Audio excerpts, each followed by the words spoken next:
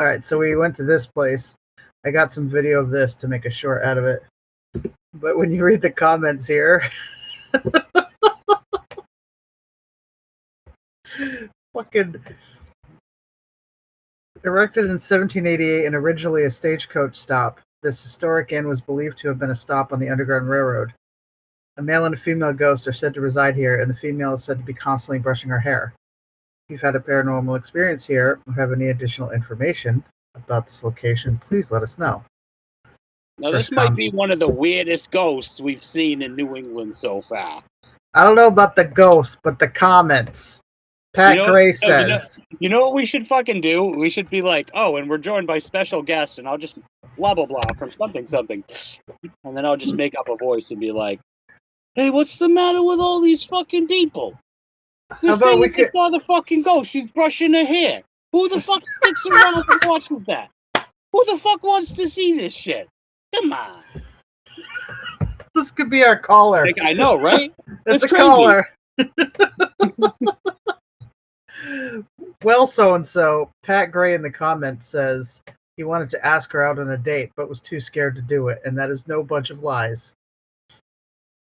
That he finally mustered the courage what's the worst thing she's going to say? It's a ghost. Listen. The worst thing she could do is walk through you. Exactly, or just ignore you. I finally mustered the courage. If I'm being honest, it's better than a lot of the women out there who are living. I'm just saying. Quiet woman, brushes her hair, keeps to herself. Doesn't say much. She's not seen or heard. Oh my god. I saw the ghost woman and I wanted to ask her out. Yeah, she captivated me from afar, the way she brushed her hair. Yeah, and then staring longingly the whole time. 2 years later, the guy responds that he did get the courage to ask the ghost out. And what'd she say? At first, she was a bit reticent. However, I persisted in asking. Reticent? We need to define this word for you? Hold on. No, it means like hesitant. I get it. I don't hear people use it. Gotcha. Okay. If you were like, right. Hesitant. He's like, I used it in a sentence. At first, she was a bit reticent. However, I was persistent in asking, and she finally agreed. And shit. She finally agreed to accompany me on a dinner date. It quickly became apparent that I was the only one that could see her because the waitstaff at the restaurant looked at me like I was nuts when I ordered dinner for both of us. At the end of the meal, it looked like Emily had not touched her plate, so I had to eat her entree as well. All in all, we had a nice time together, though she's not much of a talker. Pat Gray, the Earl of Cavendish, Vermont. The Earl of Cavendish? Okay. I mean, it sounds legit. I believe him. I believe him. Oh, me too. Charlotte asks, April 2020, did she look transparent? Also, I have seen her brushing her hair, but when I was going up to her, she turned around, smiled, and vanished into thin air. Kind of scary. Then this hotel worker came up asking if I was okay and saying that he knows what I saw and smiles and walks away like WTF. I also caught a pic of Emily brushing her hair before she vanished. I feel like she was pretty transparent about the entire So Pat Gray, now the Duke of Ludlow, responds, Emily is not transparent, and I must say, I know, no, dude, I'm not even kidding with this shit. So welcome to our podcast. We're just kind of fucking around reading haunted place reviews. So we just stumbled upon this, and we're starting to have some laughs. So we figured our listeners might enjoy it too. So right. Yeah, this is hauntedplaces.org, and right now we're talking about the Golden Stagecoach Inn Bed and Breakfast. Sorry, the Golden Stage Inn Bed and Breakfast in Cavendish, Vermont, Proctorsville, Vermont. They're like the same thing. And these are the comments under this listing.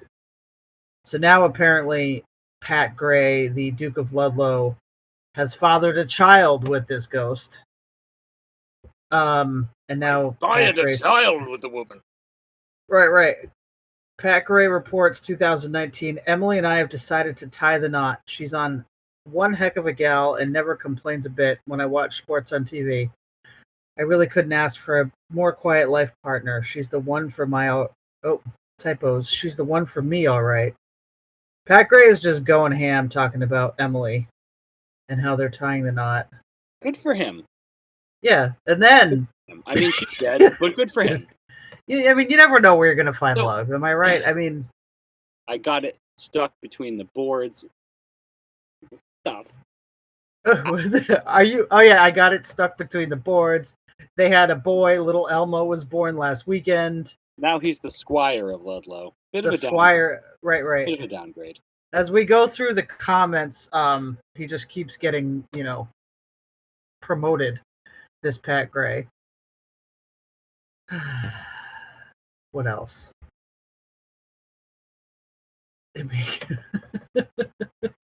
Some of these comments are nuts. Pat Gray, Rhodes Scholar. Oh, now he's a Rhodes Scholar. He's back to the Duke of Ludlow. So I guess something must have happened. He was reinstated. Who is this Pat? King William of Brown. We have Pat of the Gray, Earl of the Black Valley. Last time I crossed the Green Mountains going to White River Junction on the yellow brick road under a blue sky, I instructed the driver to locate and stop at a coffee bar in Ludlow.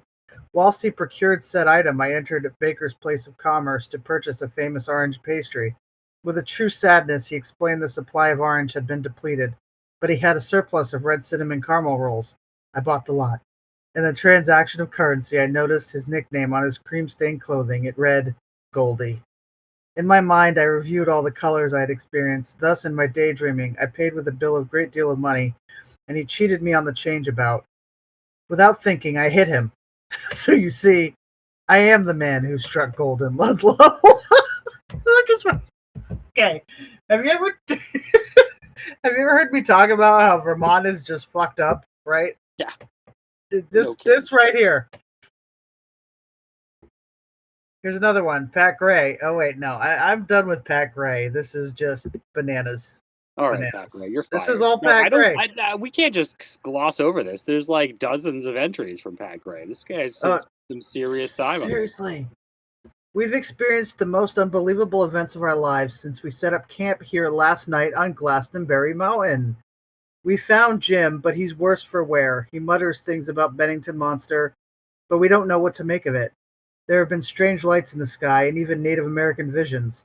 We are very scared for this time, but we're going to push through and complete this investigation. I hope we don't disappear from the earth. So that's actually interesting because those are all things that they say is wrong with Glastonbury Mountain in Vermont. That it's like this Native American burial ground, or like you only go there to die, or it's very like taboo. That the Bennington Monster's there, strange lights in the sky, and that people go there and just disappear. So yeah, I will say, yeah, some strange disappearances there for sure. Pat Gray is actually diving into this other realm, but it actually makes sense. So there's that. Unfortunately, Pat Gray continues, we've got some serious weather moving in and we are breaking camp tonight on Glastonbury Mountain. We are prepared to stay as long as it took to produce significant evidence of unusual activity in the Bennington Triangle, but we can't fight Mother Nature. We will be back. You can bet your ass on that. As it is, I think we need to get Jim off the mountain anyhow. He just hasn't been tight since he disappeared. Do you mean right? He just hasn't been right since he disappeared for about 10 hours on Friday night. He still won't say anything about what happened, but he continues to walk funny. Fuck. I sure hope he wasn't buggered by the Bennington Monster. That's my greatest concern at this point. What the freak? No, keep going. All right. Well, we are trying to regroup, reconnoiter, and generally figure things out after a trip to Bennington Triangle. As of now, Jim has left BRVPRO, not really sure what that is, for an undetermined period. We hope he returns, but understand he has experienced things that might not allow for that. No matter what, we wish him all the best, and we are going to continue our work. If anyone is interested in joining BRVPRO, please let me know. You made a rhyme, Pat Gray. What else? Oh my God, Pat Gray is just going bananas. Like, Yeah, this is he's all over the place. Once a week. All right. It looks like we've gotten the band back together and then some. Jim has returned to the fold, and 2 new investigators have joined the team. So we're now fully prepared to tackle some major investigations. In fact, in the wake of Hurricane Ian, we've been hired to head down to Florida to confirm the presence of Bigfoot there, where he's also known as the swamp ape or skunk ape. The consensus is that the hurricane, with all the flooding and habitat disruption, will have significantly altered the normal routine of this Bigfoot and make him much more vulnerable to detection. We are sure as hell going to find out, and we will keep you posted. You can bet your boots on that. So now we can bet our boots before we could bet our ass. All right. While we were searching for the Florida swamp ape, we stumbled across a sea hag that was blown inland by Hurricane Ian, and now Jim is in love. I don't know how this is going to impact our current investigation, but I get the feeling it's not going to be very helpful. Right under this, Dick Johnson comments, "What exactly is a sea hag?" No response from Pat Gray to Dick Johnson. What is a sea hag? Like, all right. Pat Gray, the Duke of Ludlow, continues. I realize that I'm overdue for an update on our Florida mission, so I'll unpack everything right here and now. We found a significant evidence of the Florida swamp ape, including tracks and scat, but we were unable to produce photographic evidence. Sadly, we were hampered in our work by Jim's obsessive need to be with the sea hag. Fortunately, she finally flew the coop and headed back to the sea. Jim is heartbroken, but we'll get over it. Well, that's good. Oh, good. I'm glad. How do you know? We finally had to return to Ludlow simply because we could no longer afford to stay in Florida any longer. All right, let's be real, Pat Gray. Like, Florida is way cheaper than Vermont. Moving along. We were satisfied with our evidence that the Florida swamp ape exists, but we wish we had more conclusive proof to share with the world.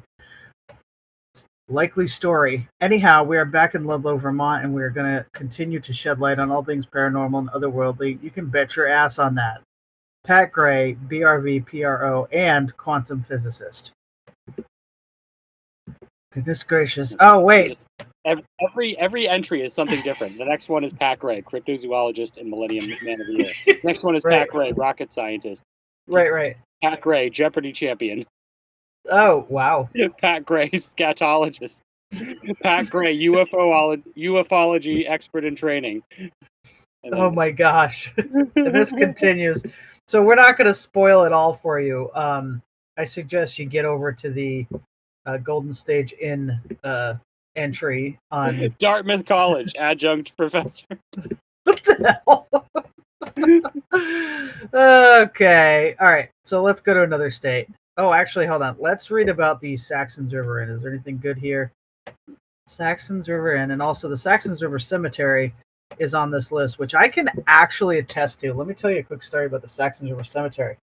The Saxons River Cemetery is also where, and this is just an odd sidebar, but Linda Moore in 1986, I believe it was, she was a potential victim of the Connecticut River Valley serial killer in the 80s in this area. We've touched on this a bit in the past. In April of 1986, she was murdered inside of her home. She was potentially the victim of the Connecticut River Valley serial killer. Her house is, I don't know, I think it's 3 miles from the Saxons River Cemetery. She's buried in the Saxons River Cemetery. And the interesting thing is, she has probably one of the biggest graves in there. And the house that she died in is on her headstone. And when I first saw the grave, because we've gone to all of their graves, right? When I first saw the grave, I didn't know what to make of it. So I'm like, why is, okay, this woman, she's a mother, was murdered inside her home, viciously murdered. Yeah. And she's buried underneath a headstone with this house on it. Now, they say the house was like, you know, her pride and joy and all, but like, so whatever. So I've been in this cemetery before. And one of the reports on here for the Saxons River Cemetery is visitors to the cemetery have reported negative vibes and a feeling that they are being followed. When they turn around, no one is there. I have felt that exact same thing. I've actually felt one time it was crazy. We were walking out of the cemetery, and now this is like I think it's the oldest. It's like the cemetery for Saxon's River, right? So like it starts off like when the town started. So there's a lot of old graves in here, and there's a section where they're very packed, very closely together. So you have to like go through that. You can drive through, but it's kind of funky. You can walk or drive through, but you got to go through like all these old packed graves. It reminds me of that cemetery, kind of, not really, but whatever. Is it what's Louisiana? The town in Louisiana, Baton Rouge, where they have Mardi Gras or that famous whatever. New Orleans. New Orleans, right? God, see my brain. But anyway, New Orleans is cool. Never been. Yeah, I definitely want to go one day. So I was one time walking out of this cemetery, and I felt this same thing, that I was being followed. Like I felt all of a sudden this intense negative energy as I was walking. Like I was walking out of it, and I'm looking around. There's nothing, and I'm like, why do I feel just suddenly overcome just by this cloud? You know what I mean? Like it was the craziest feeling, and like there's definitely like there's an air about that place. So I just wanted to confirm that. I don't think there's any comments under that. Let me see. Saxons River Inn. I don't think there's any, but I want to read about the Saxons River Inn, which is right down the street. The inn, built in 1834, is believed to be haunted by an entity that has been noticed in the ballroom as well as in other places around the premises. In addition, a female ghost has been known to haunt room 3. Interesting. All right, so let's go to a different state, shall we? Northeast. What state do we want to go to? Let's go to Connecticut. Whoa. Connecticut has a lot of markers. All right, we've got Dudleytown, Guntown Cemetery. I'm looking at the most comments, right? Fairfield State Hospital. Oh, that's a whole other episode. Old Wyndham Inn, Abigail's Grill and Bar, Pettibone Tavern. So it appears that the one with the most comments is actually a cemetery. Let's go back up to the set. There's a bunch of apparent haunted places. Goodness. You see? So many in Connecticut. Shocking. All the worst places are in Connecticut. Is Connecticut messed up? Connecticut's messed up in a way different than Vermont. We should no. What's that guy's name? Ian Brownhill. We should ask him to come on the show and just be like, I don't care if you're into ghosts or anything like that. We just want to talk shit about Connecticut. Are you interested? Like, fuck yeah, buddy. When and where? New England Dad makes fun of Connecticut too. It's hilarious. Like you're not really part of it. He does these caricatures. We don't really like it either. Yeah. But he acts like he's a different New England state. Like he does all the New England states celebrating Halloween, and whatever. They're all different, and Connecticut's always like a hoity-toity like guy with a fucking sweater on, like a the folded sweater over the shoulders, like oh my god, being all fancy and shit. It's hilarious. Like, oh, it's so funny. All right, so we're in fucked up Connecticut. The Guntown Cemetery in the Guntown Cemetery, Naugatuck, Connecticut. Why have I never been here? Seriously, man. What have you been doing with your life? Freaking slacking if I'm not getting to this. I used to we used to go here all the time in this area. Anyway, all right. Dating back to 1790, Guntown Cemetery is said to be haunted by spirits of a man with a lantern leading a horse, a little boy who plays near the back wall, and a black ghost dog. Orbs, mists, cold spots, unexplained music, laughter also have been described by witnesses. Ooh, that's a lot going on. Right? That's like everything. Where's Naugatuck? I believe Naugatuck is, I know, in eastern Connecticut. I just want to get an eyeball. Oh, wait, is it not? Hold on. Oh, I'm wrong. That's why I've never been here, because I don't even know where Naugatuck is. I'm thinking of something else. Naugatuck is just south of Waterbury, which is actually kind of closer to the New York side. Interesting. Let's look at some of these comments. Hunter, March 2015 says, been to Guntown a couple times with my team. Definitely haunted. Personally saw the black ghost dog and we all heard chains. Did EVPs and got voices back. One told us to walk please as they did not want us near there. I would say when you go, definitely find a presence with you. Happy hunting. 10 out of 10. Place to go with actual results. Damn. No shit. Interesting. How far is Guntown? Erica, November 2015 says, I am 33. I grew up in Middlebury, and my aunt and I went to Guntown before iPhones and all that stuff. This is 2015. Like, 2015 is before iPhones and all that stuff.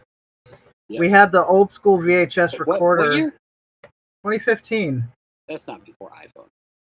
I mean, no, they had iPhones, but I don't know. We were like 5 years into iPhone. This was like literally iPhone 5, because I think I had one. All right, whatever, fine. We had iPhones.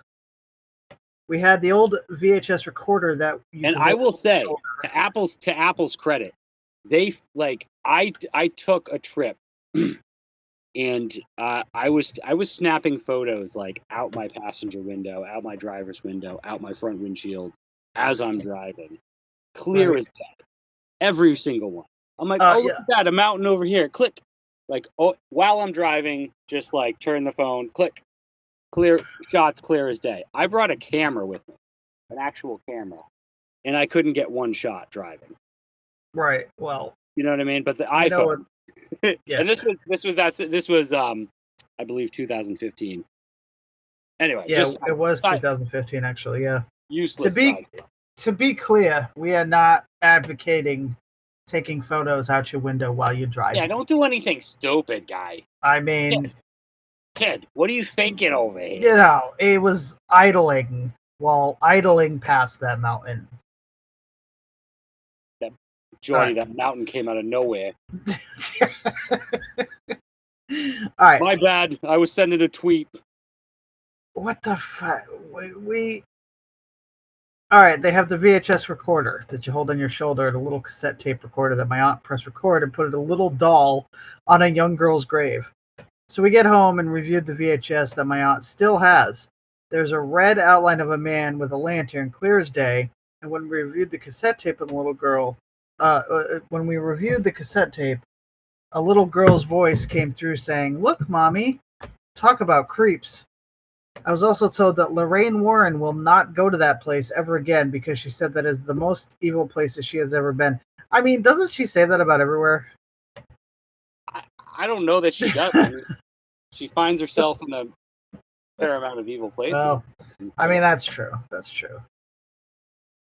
All right, moving along. Oh, there's some pictures. I went there today and I found it very peaceful. Well, they're all very peaceful. My daughter and I, Rebecca, 2016. My daughter and I visited the cemetery. I plugged only Guntown Road into my GPS, no number. Guntown Road is several miles long, yet when we approached the cemetery, my GPS stated that we had reached our destination. My dog was with us, and he immediately began running around as if he was playing with children. Both my daughter and I heard the sound of, like, calliope music, 4 bars coming from the center of the cemetery. This is not a scary place. It left both of us feeling light and peaceful, even though so many buried there are children. Oh, really? Vinny, February 7, 2017. Back in the 1980s, I had more than one experience with Guntown. My first was in 1982. My girlfriend at the time and I were parking there one night in late August. We decided to take a break and go for a walk into the cemetery. What the fuck, Vinny? Gates were unlocked and open. As we were walking towards the rear left corner of the cemetery, we saw what I can only describe as green glowing eyes in a bush. But I am talking about 4 feet from the ground. 1 minute they're there, and next they were gone. Right after, we heard this unearthly groan, followed by the worst smell I ever experienced. We were both so scared we ran back to my car and got the hell out of there. Not long after, we got our guts up again, and we went back, this time with 4 other people. It was raining that night, and as we sat in my car in front of the gates, I swear to God, an apparition of a child walked through the car, which became very cold, and into the cemetery. Again, I left about 2 tires worth of rubber on the ground at leaving. Other things I've experienced is the electrical system in my buddy's car going dead as we drive by, only to start working again when we pass the boundaries more than once. My Wow. weirdest to date was one day my girlfriend, now my wife, were out for a drive, and there was an old guy dressed in old-time farmer's clothing standing in front of the cemetery as we drove by, staring at us. About a mile down or so the road, there was the same old man standing by the side of the road, intensely staring at us. About 10 minutes later, we drove back towards the cemetery. He was once again standing at the gate. Haven't been back yet. These are only a few of the calmer experiences I've had there. For more, email me. Holy crap, Why are you Vinny. giving us the calmer ones? Come on, bro. Right? I want Like, to hear come the good on. stuff. There's better He's stuff like- than that. He's saving them for the book. Shoot. I think you should read some because I think. Oh, these are all a bunch of pictures. Oh, I'm only actually... the fucking narrator. You're only the lead narrator. Oh, here we are. Jessica in 2020 has a story, apparently. It's all under the pictures. Okay. I went a couple times. This is Jessica. Okay. 2020. So this is COVID. She's like, I got to get out. Yep. Anyway, go ahead. First time was in the evening around dusk. I took photos outside the stone walls and inside. Only the photos outside of the wall came out. Any taken inside the walls were grainy and fuzzy. The second time was around 11 p.m. I saw a low light in the back left corner. It seemed to be hovering, slightly moving. About the height and brightness of a solar light you might see in someone's front yard. I went back the next day and looked in daylight. Nothing that could have made that light.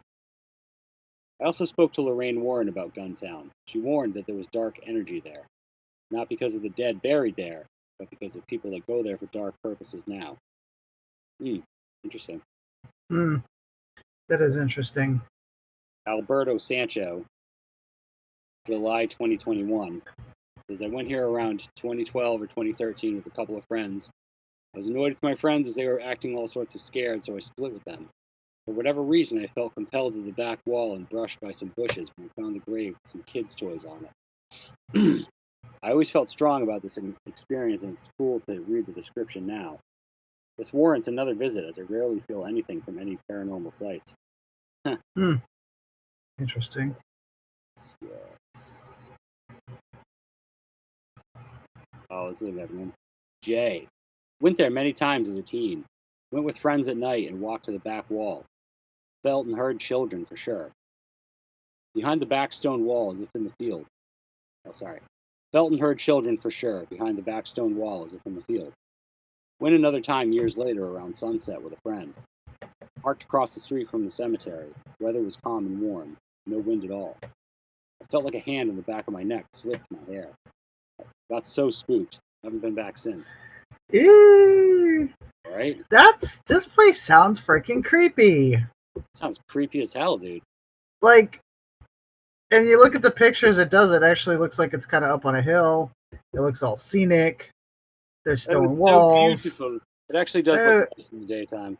Yeah, it does, and there's all the what's it called? The clouds above. I actually want to go to Find a Grave, see if there's anything about the cemetery. Find a Grave is actually a really interesting and like wealth of information. Cemeteries. Let's see if there's anything about Guntown,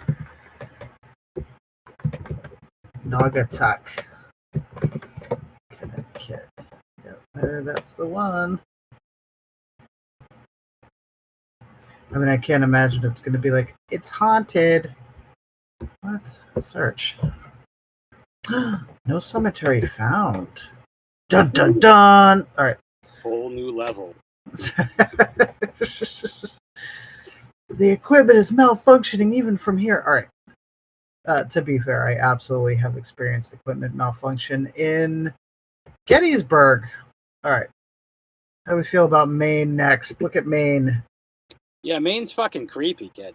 Maine's off its rocker. All right, let's who's got the most comments? Oop, the Devil's Footprint has 13. Oh my god, the list just Strand Cinema 13.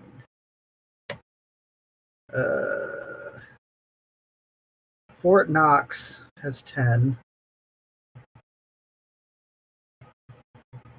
Jeez. This list is like unending of all the haunted places in Maine. Mm-hmm.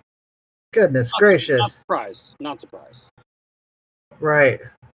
And, these have ratings. Why have I not looked at the ratings? Hold on. Ogunquit Playhouse has a very high... What's the EHP rating? It's got to be like how creepy it is. So let's go by rating and comments. Probably one of these up here. I passed a couple that were... Oh, I see. Strand Cinema. Cinema just doesn't sound scary to me. Another cemetery. North Badouin Cemetery. Cemetery in the Pit. Holy crap. That sounds scary. Alright, wait, let's read this because I'm seeing like...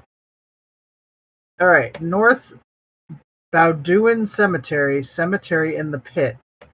Rumored to have been buried here in the 1800s is a woman who practiced witchcraft. Some say she was buried near a big stump, and if a star appears in the stump, it means the witch is roaming the grounds with you. It is said that there is a curse attached to the witch's grave. What? There's actually a video here that we're not going to watch, but apparently somebody shared a video. Do they have videos? Maybe this is them. All right, so we gotta sidebar that. And I mean, we can't share it, but I want to watch the video. Yeah. Oh, yeah. I want to watch it later, but... Okay. There is a note here. It is your responsibility to acquire appropriate permissions before investigating any location listed on the site. Private property should be respected at all times, as should all posted signs concerning trespassing, hours of operation, and other local regulations.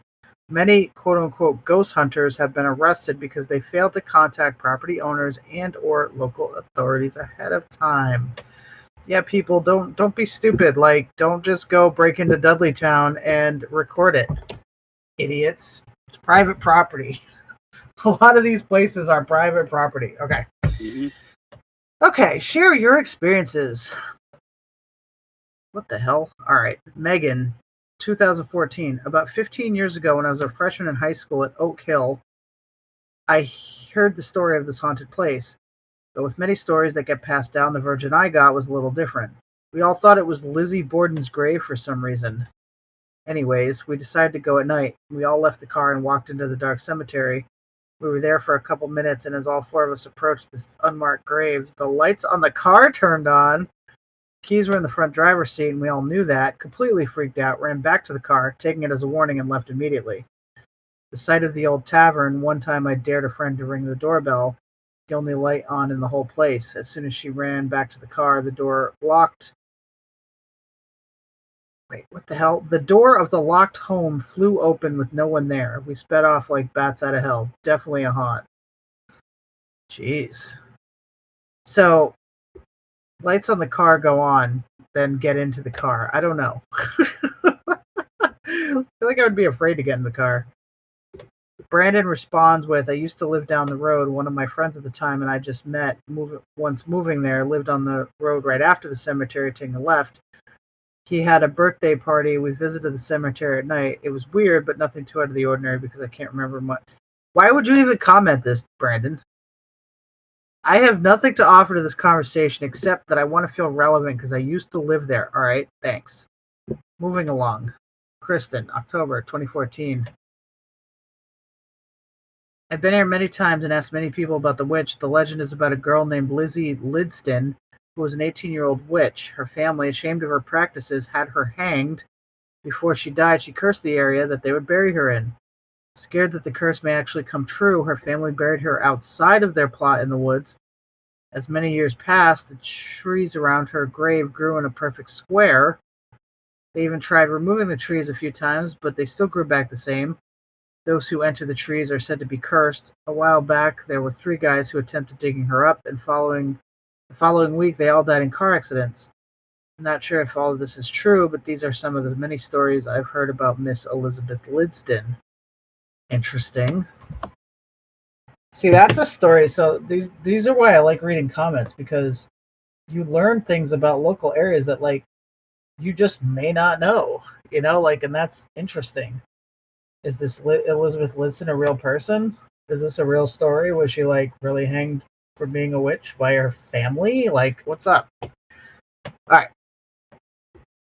Heather from 2014. Many years ago, when I was in high school, I was about 17. We did what most teenagers did and went to Lizzie's grave. Many in my group went within the circle of trees, but I stayed back. Nothing happened until we got into the car. I had the Ouija board on my lap and started messing around with it. Stupid me was the only one on the board, and I was not prepared what was coming through. When I asked who was there, it spelled Lizzie. I couldn't make it up, and I had 4 other witnesses, and I had no idea how she spelled her name. Lizzie told me she was in trouble and being held by an evil spirit. It was an entire afternoon of communications, and finally, when it ended, I don't think I slept for months. I have never, ever gone back to this location, nor do I ever plan to. Yeah, like, let's not use Ouija boards in the haunted cemeteries, okay? Like, let's just not. Oh my gosh. Whoa.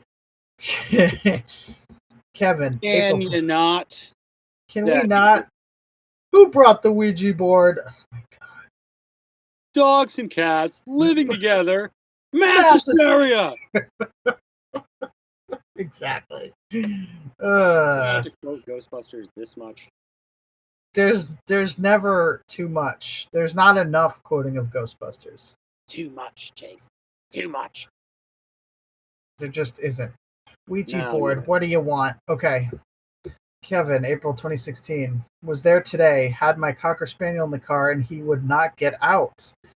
That has never happened before. Did not linger very long, as the feelings I was getting was making me feel sick. Had not ever heard of the legend of this place until I was looking for the name of the cemetery online and found this info here. Your turn. Okay. Ooh, what's this? There's a picture. Alex. Somebody found something. I don't even know what it is, so I'm not going to try to describe it. Just a picture that nobody listening will be able to see. So Alex, on October 14th, 2018. I went here about a year or so ago during the day with my fiance. It was surprising that even the newer metal grave markers had holes missing out of them. And as we walked the cemetery, I could taste metal and felt uneasy. We decided to go back and check it out at night. And just as we approached the grave surrounded by that square of broken trees, the one covered in offerings, next to that strange pit in the ground, somebody pulled up and asked what we were doing there. We explained that we were just checking the place out and that we'd originally found it on Google. And they said they'd never heard about any haunting and were surprised that's why we were there. Just a minute or so after talking to the first guy, another pulled up from the other direction and said something like, "Let me give you a tip. We don't want to get caught here. Vandals come here with baseball bats, so the police are watching this place." We left, but thought it strange that 2 people came and looked into what we were doing so quickly. They were probably just looking out for their neighborhood, but I am 2 for 2 on odd visits to this place. Fair enough. Fair enough. Somebody was underneath it says, Julie for 2023 responded, "Sadly, Maine law does not allow people into cemeteries at night due to vandalism. It makes me sad to think that people would go into a cemetery and destroy it and then frequent it with baseball bats." What the fuck? All right. Who's traipsing around the cemeteries with baseball bats? Like, is this really a Maine law? Hold on. It probably is. Of course it is. Somebody says it. A Maine law? That just feels...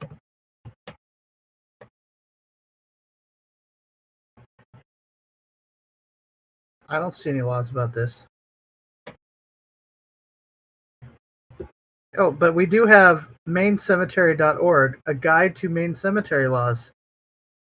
All right. Is this a thing? Who knew we would be looking at this? The Maine Cemetery Association, founded in 1937, a guide to Maine cemetery laws. Monuments.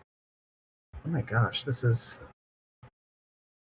Oh, there's some beautiful pictures of the Maine coast. Oh, look. Criminal trespass. Criminal trespass. That's on page 21. Hold on, we're going to go to 21.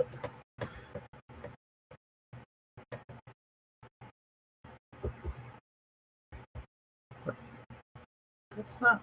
What the? Public cemeteries. Solicitation.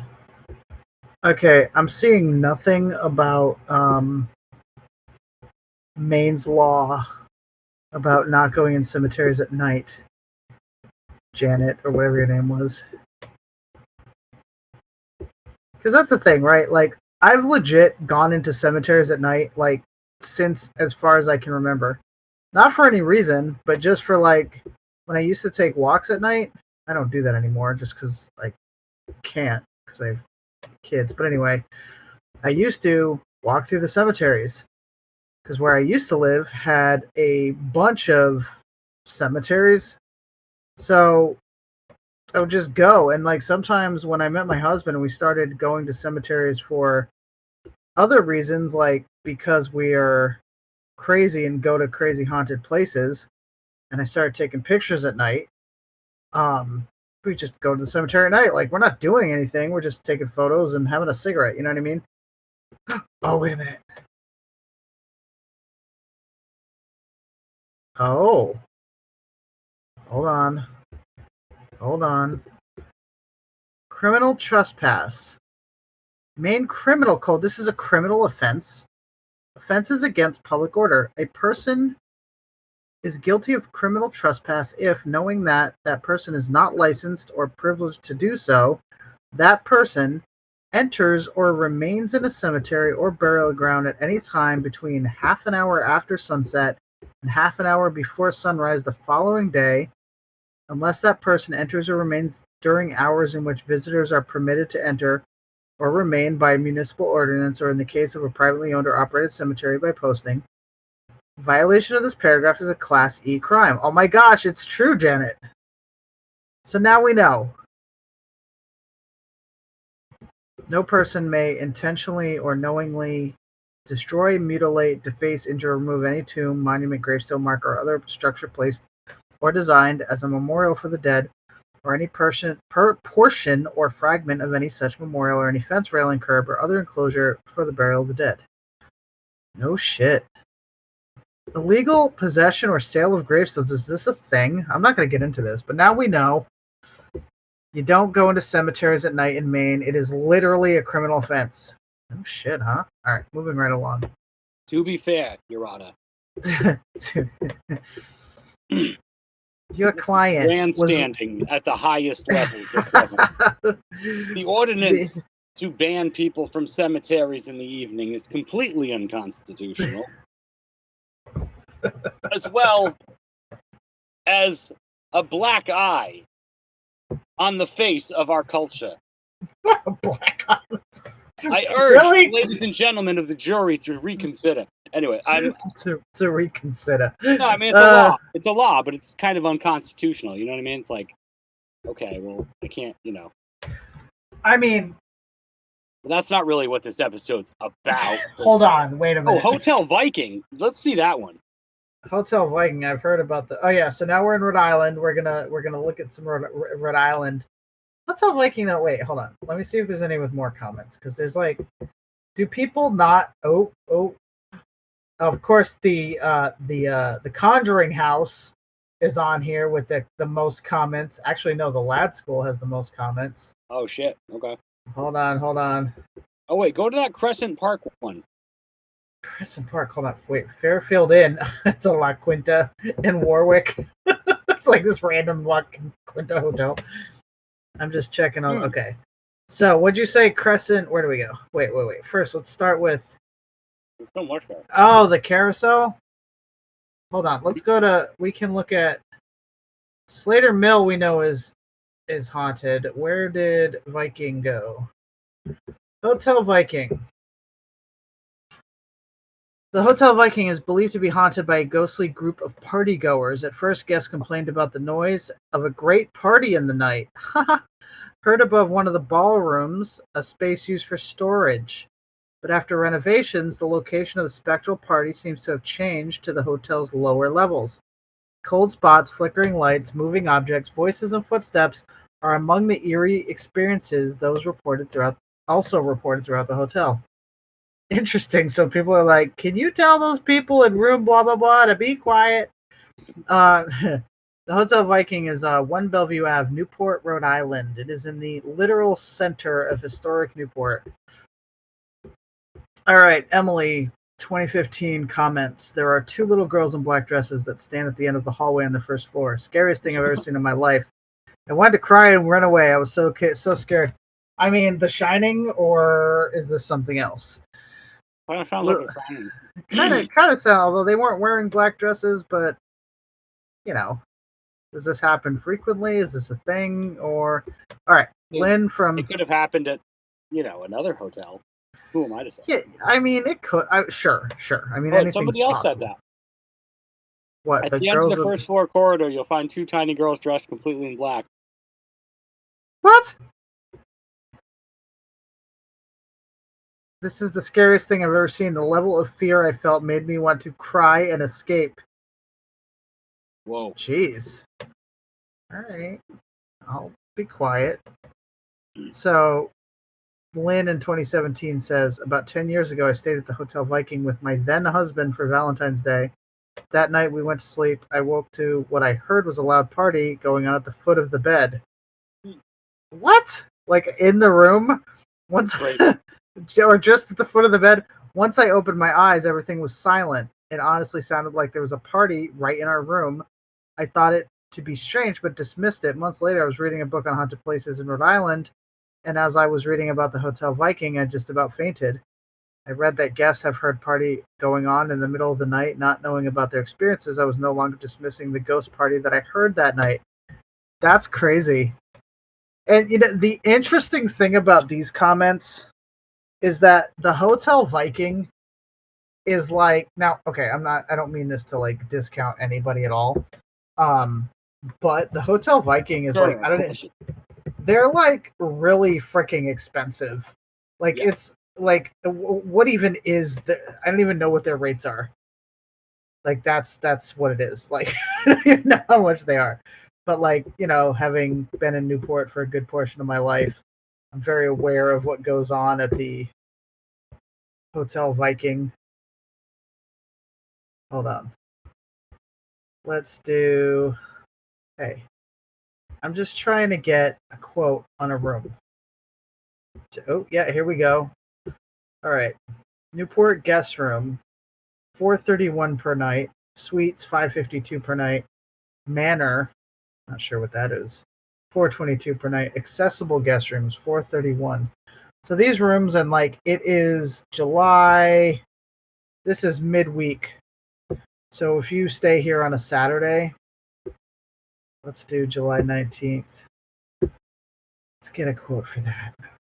Yeah, so those rooms are like $759 to $905 per night. So this place is like expensive as hell. Mm-hmm. It's not just like, oh yeah, we got a room for $100, like it's freaking fancy pants. All right. Ed from 2017. I recently stayed at Hotel Viking and was awakened by someone throwing something at me. I was half asleep, but I looked towards the door and I saw what appeared to be a white object moving from the bathroom to the window and then out of sight. Around 3 a.m., it was very noisy outside. Hey, this is a bar rush, so, it could have been.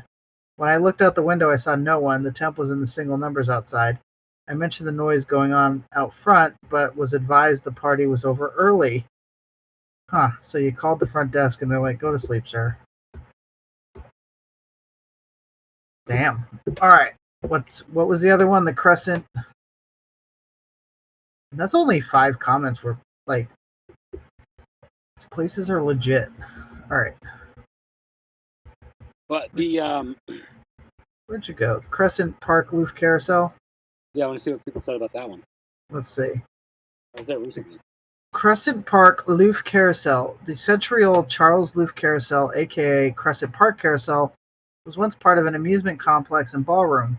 The ballroom burned down in the 1960s, and it is said that those who perished in the fire still haunt the ride. Employees report that the music turns on by itself, the lights flicker, and the apparition of a woman in hoop skirts has been seen walking nearby. Oh, gosh. Bullocks Point Ave, East Providence, Rhode Island. Is that? I want to see them where this is on the map because Bullocks Point. I don't think I've ever been to this carousel. So I actually went there with your son. Really? When he was younger. Yeah, and he didn't want to go. He was really scared. Really? Yeah, he like stopped and he's like, I don't want to go. I don't want to go. Dude, he knows things. Like Well, I'm just telling you, yeah. he does. That's interesting. What? How old was he? Because he might have just been like, oh my god, it's a carousel. They can be a little. No, because we used to take him like just all over to do stuff like that. So. Things. Oh, yeah. So this was like not. Yeah, he was. It wasn't. Huh. Interesting. Yeah, he has a interesting sense, a different sense about things. Ann Souza, October 2015. I live across the street from the Crescent Park Carousel. I'm also a sensitive where I can sense, see, and hear spirits. This past Saturday, I walked over to the carousel and went inside. While inside, I felt the spirit of a lady who hung herself in there. I could not breathe. It was like somebody placing their hands around my neck and stopping me from breathing. I also felt a cold spot where I sensed her presence. I had to leave. The next day I went back, this time with my boyfriend. We went in this time. I could not only not breathe well, but could not move. My boyfriend could see the look on my face and he dragged me out. Once outside I could breathe and felt fine. On both times I was told by a psychic who I console in, and she told me to stay out because the lady was trying to connect with me. Goodness gracious. The caption didn't say anything about anyone hanging themselves in there, so... I don't know. I really did. Somebody said, I have to say that no one died in the ballroom fire. Maybe any spirits might be from the many hundreds of people over the past centuries that have spent time in the area. Native Americans right up to the farmers and fishermen that settled the area could be lingering, not wanting to leave what was once their home.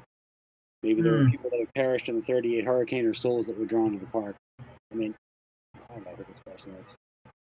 I don't know. Kathy. You know what you're talking about? Really? Go home, you drunk. No, I'm kidding. Kathy, that's enough out of you. This is haunted places. They're all haunted. All right. All right. Although I don't know anything about this fire. What'd she say? Fire of. Okay. Let's fact check. Hold on. What is this called?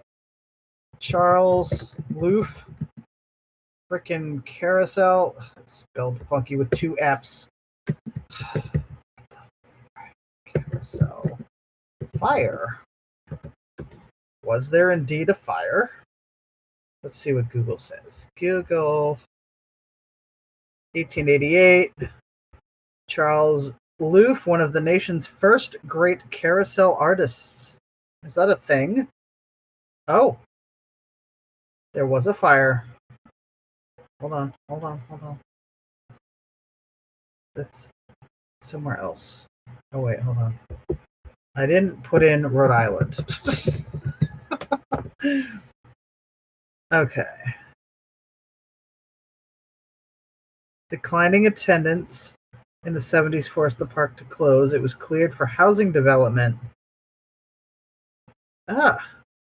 Oh, Crescent Park was an amusement park in Riverside, East Providence, Rhode Island, which ran from 1886 to 1979.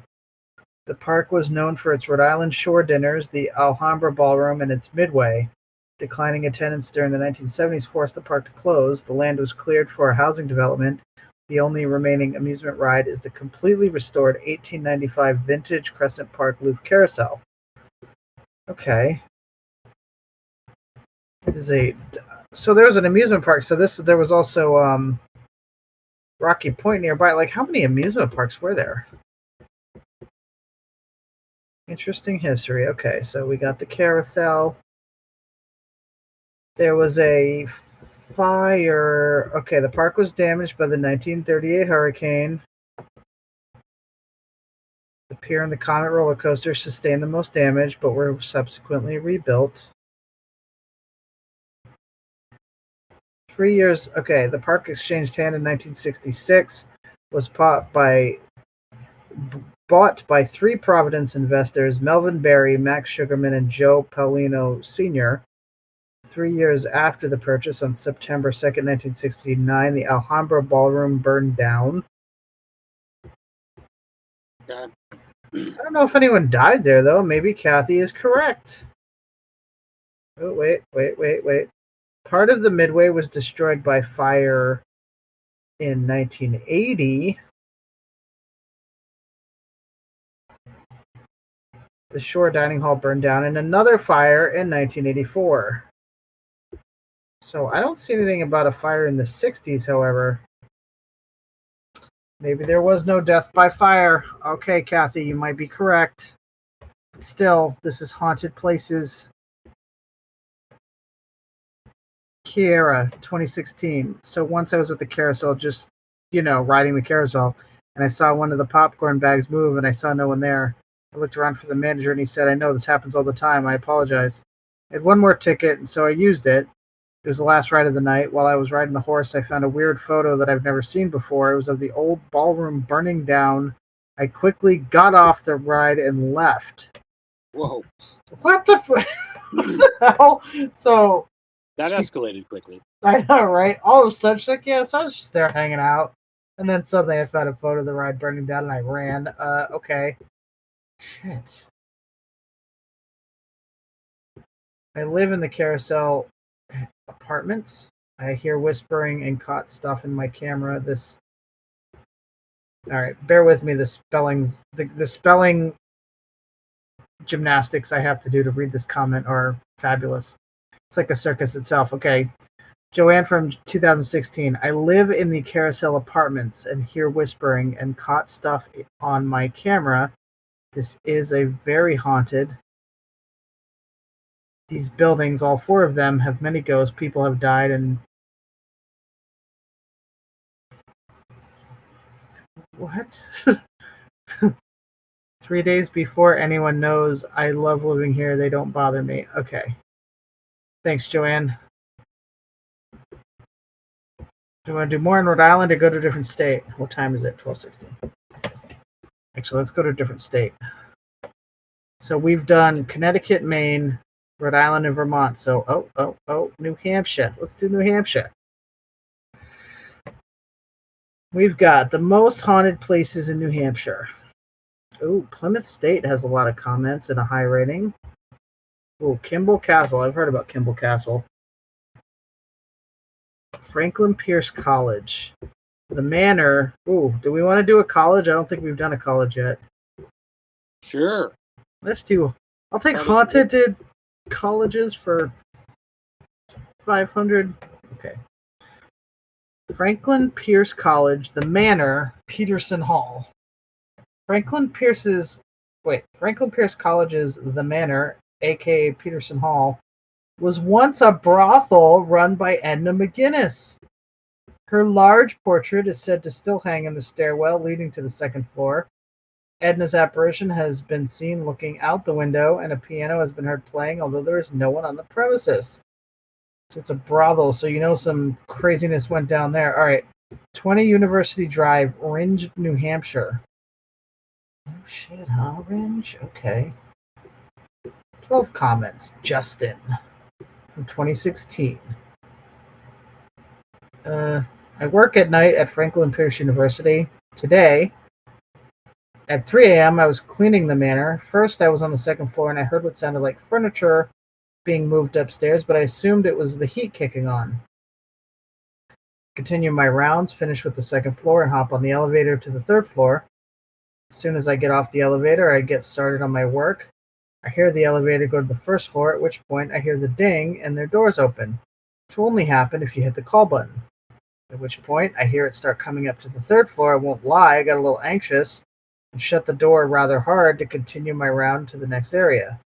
I'm entering a room that is an unoccupied office to check the trash. Usually there is none, so I don't bother with the light. 3 steps into the room, the door viciously bent behind me. What? I'm gonna think that the door closed, is what he's trying to say. The door viciously closed behind me. Some of these people are illiterate. For those listening. I'm not sure with. I mean, I get it. There's like, autocorrect and all, so I'm not going to judge too hard. However, I don't know what he's trying to say here. At which point, I throw my hands up in the air and finished as quick as possible. Afterwards, I go to check my coworker in another building to see if maybe he had messed with me, which he obviously hasn't at that point. I told him next time he can do the manor. Damn. So he's working in this big building all alone at night. Scared. I would be too. All right. I'll do this one, then you can do the next one, I guess. If that's okay. Sure. Sarah, 2016. When I was a student at Franklin Pierce in the fall of 1996, I was walking to the campus center from Monadnock dorm for dinner. As I was approaching the manor, I could see someone standing in the window. As I got closer, I was able to see that it was a woman. She was completely white with all of her hair piled on top of her head. She was wearing a high-collared dress with long puffy sleeves and a full skirt. As I walked past, she turned her head to watch me. When I got past the manor, I turned back and she was gone. The whole time I was trying to find a logical explanation for what I was seeing, trying to figure out if it was a reflection from the library, a trick of light coming through the window on the other side of the dorm. When I told my friends about it over dinner, they were the ones who said I had seen the manor ghost. Oh shit, it has a name. The manor ghost. Mm-hmm. Hey, so Dylan, November 29th, 2016. I'm currently a student at FPU and I had a strange experience at the manor. I was there to have some changes made to my schedule because that is where the admin office is held. I got there at 6:30, coming from Mount Washington, my dorm. No one there was considering the offices close at 5-ish, but I'm a freshman, so I had no clue. I walked in and sat in the waiting room for about 10 minutes, periodically calling for assistance, but never getting a reply. I was going to give up when I heard footsteps upstairs. Pissed off at this point because I thought they were hiding from me considering it was late in the day and they do deal with a lot of annoying students, so I went upstairs to investigate. Of course, no one was up there, but the second I got to the top of the stairs, I froze. A cold sensation ran through my body. It was dark with a few small lamp-like lights illuminating the hallway, but it seemed no one had been there for hours. As I was about to go downstairs, I heard a noise that to this day makes my blood boil. A piano that sits in the foyer-like room downstairs began to play a simple tune. Oh my gosh. Immediately realizing I was alone, I bolted out of the building with basically my eyes closed because I did not want to see any ghosts that day. I hadn't really brought this story up until I saw what other people have reported, so now I don't feel as crazy as though I'm not. I don't feel as crazy, though I am not a skeptic. Jeez. Whoa. So, how does he get into the admin building, first of all? Is he just wandering around this building? These college students just get to wander around. That's crazy, though. Like, imagine being in this dark, like, I'm just picturing, like, this older building, and then suddenly this piano starts fucking playing in the dark. Yeah, no thank you. Just no. It's a no. It's a no for me. Yeah, do not recommend. That's terrifying. Okay. Because it's like, not only is it like the idea of, whatever's going on, but it's also the noise itself, like, startles, Gosh. For real, yeah. I'm good. I'll come back tomorrow. Right, like, I'm just gonna go home. All right, why don't we jump back to Pat Gray? See how our Pat Gray scholar and no, hold up. We gotta finish up with Massachusetts here. No, Pat Gray got married, continued investigating, had kids with the ghost, and lived happily ever after. That's what he says. Right? What she says. That's what he says. She didn't say much. Okay, so actually, let's do for Massachusetts. Of course, Massachusetts has a lot too. Oh my gosh, they have a lot of places. Massachusetts, shocker. Shaka. Massachusetts is just as fucked up as Connecticut, but in a different way. All right. Let's do the old Plymouth County Hospital because I don't think we've done any hospitals, yeah? Oh, I've heard about this place. Plymouth County Hospital, once Hanson Tuberculosis Hospital, is said to be haunted by some of those who have died within its walls. Passerbys have described screaming and laughter coming from the empty building, or simply a feeling that something inside is watching them. Note, the public is not allowed here, and trespassers will be prosecuted. Hanson, Massachusetts. Wow. They always say the TB hospitals are haunted. There's one in Vermont, too, that is now the state police barracks. It's like the active state police barracks. So can you imagine? And like they say it's haunted. So like imagine you're going to the state police academy and you got to be like serious and like on your game and learning, and you're getting up early to freaking, go to fucking whatever, and like you can't sleep because the place is fucking haunted. Mm-hmm. You're getting all fucked up because the place is haunted. Gosh. All right.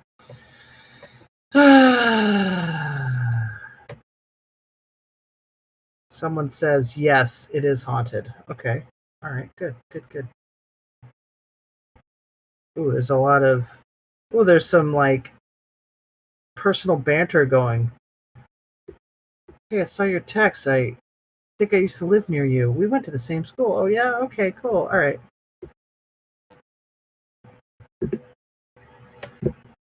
Paul Daly, 2015. I have a number of pictures I took here. Spookiest place I have ever been in my life. The glow on the upper left is something I did not see until I uploaded the pictures. I cannot explain what it was. It does not post the pics. Okay, cool. Great. Great. Thanks for that. Scariest shit ever. No, I'm not sharing nothing. You have nothing to tell you. Tyler, 2016. That make me talk. You'll never hear me. Never. All right. Both me and my friend were in there just walking around when we came to a stairway. We were on the third and top floor about to start walking down when we heard a little girl's laugh coming from the second floor hallway at the bottom of the stairs. We instantly ran down there and tried to follow the laugh, but it stopped when we reached the hallway. We started walking down the hallway to the end and started down another set of stairs to the basement, which is pitch black, no windows. And before we could get down there, we heard a door slam shut and glass break. The basement is where the crematory was. I heard there was a little girl who was checked in there that died. Not too sure, but it scared the shit out of me, and we both took off running back to my car. Stephanie Bezinson comments 3 years later. There wasn't a crematory down there, just a morgue, LOL. Then she has another comment. There was never a crematorium there. There was, however, a morgue, but all hospitals have those. But yes, a little girl has died there. Many children have died there. It was a TB hospital for children that later became a terminal center for chronic illnesses, which means that they lived out their remaining lives there. I live right by it. I've seen and heard many frightening things over the years, captured some creepy figures in pictures and videos. I can't say I don't believe your story, because I do believe it's haunted, but I've never experienced anything quite like that. I believe it's not just that one plot either that is haunted, but all the surrounding properties. My swing out back swings by itself. On nights when there's no wind, sways back and forth. One chain will just start to rattle. My boyfriend and I just sat out there watching it a lot. And every time we talk about it, like, well, it's not happening now. They're quiet tonight. Then it will start happening once again, seconds after mentioning it. I also thought about the people I live with were up. What the heck? I also have thought the people I live with were up and about one night because I heard someone walk down our creaky old stairs.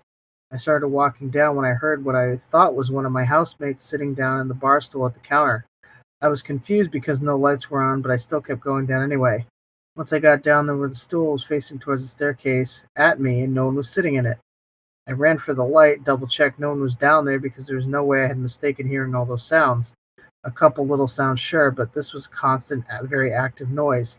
I also saw something that looked like a girl peering through the rails in my son's crib at him on his baby monitor, ran downstairs to find nothing there. My son has told me several times there's a monster that watches him when he sleeps. Oh, these kids. Oh, God. Ooh. Oh, I just got the heebie-jeebies. He pointed to the corner of the room. I asked him to describe it. He described it as a girl in a white dress, which is exactly what I keep seeing, and even got a photo of it in my living room one night. Things come crashing down in the middle of the night, too, startling us awake. I get up to investigate, and one night all of our family pictures were scattered on the floor. some with no scientific explanation because there was no way it could have fallen and landed that far from the desk. People can doubt this place is haunted all they want, but spending a couple nights at my house is all it will take for a non-believer. LOL. My house is older than the TB hospital, so maybe it's just my house and the hospital really isn't. But I strongly feel that the hospital's ghost children. Oh, I strongly feel it's the hospital's ghost children. Oh, and I recently learned the hospital was a children's hospital, so when I found out everything I've seen captured an image of was children, it was bone chilling. Okay. Well. Goodness gracious, that's a little creepy. I just That's scrolled down to the eyes. Oh my god. Gonna be enough for me. Okay, no, so listen. This picture, did you scroll down to the picture of the eyes and it says always watching? That just creeped me out because I didn't expect that. I'm just gonna scroll past that shit. Oh my goodness. Alright, what else is here? I went there. When did all these people go here? Because, like, it's not open. Oh, it's been torn down. Somebody said it's been torn down. Craig says, Tony said in 2018, as Craig said, who Craig responded in 2017, that this place has been torn down. It's now a field. Tony said in 2018, as Craig said, this place has been torn down due to trespassing and arson. The front of the building was burned to the ground. I went there in the middle of the night a couple times, though. Second time I went, someone we were with freaked out a little.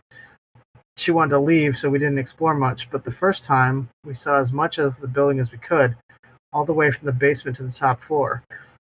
There were a few minor things that happened that we couldn't explain, but there was one thing that we saw that made the hair on the back of my neck stand up. We were on the top floor. It was probably a 6 or 7 story building. I walked into a corner bathroom. It was a small bathroom, and I turned around to walk out, at which point I saw a bloody handprint in the shower stall. And it wasn't old either. It was fresh and dripping blood. When I pointed it out to someone in the group, even ran their finger through it. Good idea. It was as if someone placed their bloodied hand there minutes earlier. We were definitely freaked out, and if it was a prank, it was very well thought out, as we didn't see anyone else in the building. This was on the top floor at about 3 a.m. Also heard doors slamming shut on a couple of occasions. I've also heard someone seeing an actual apparition and another person finding a pill bottle in the basement with their name on it, but those are both secondhand stories.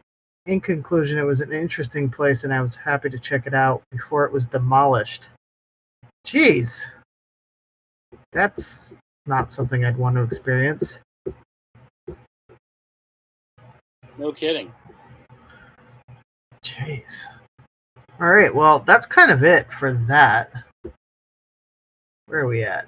So we've done every New England state, right? And Connecticut.